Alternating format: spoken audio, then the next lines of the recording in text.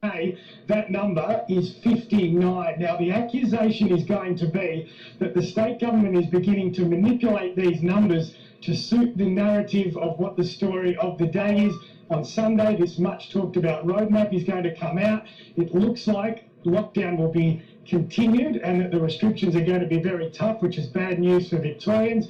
No doubt, cynics will suggest that these huge numbers in death tolls are being placed on a particular day to set up the story for the weekend. That 81 cases and 59 deaths is what is being reported. So, Nathan, just straighten this up for us.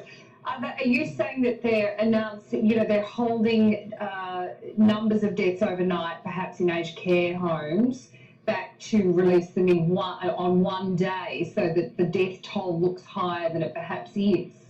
Well, we were told on Monday when 41 deaths were reported that this was going to be a one-off, an anomaly, because a number of aged care deaths hadn't been reported correctly. Some of those deaths were then reclassified and perhaps attributed to coronavirus, but they were all bundled together to be 41, so one particularly bad day. We were told by the Chief Health Officer, Brett Sutton, that that would be a one-off. But today, the death toll is even higher, 59. Now, the state government, I doubt, will admit to this, but the accusations from cynics will absolutely be that these numbers are now being manipulated to suit the narrative and to suit the announcements that are coming up in the coming days. So there are a lot of allegations here. This is what Brendan Murphy wrote to the nursing homes and said, make sure you release these numbers where some people died and they may have had corona, but they didn't die of corona. Those sort of technicalities, Nathan?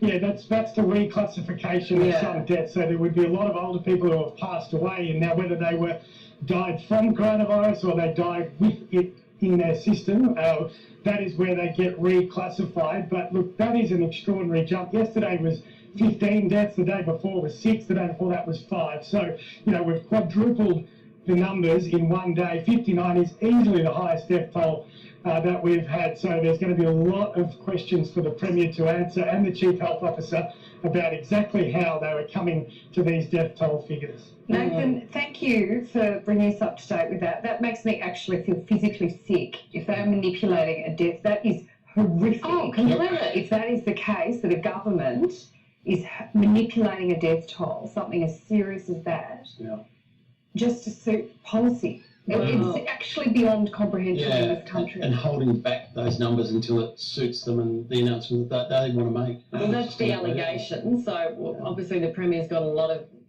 questions to answer when he fronts that press conference today. The most awful thing I've heard from this country for a long time.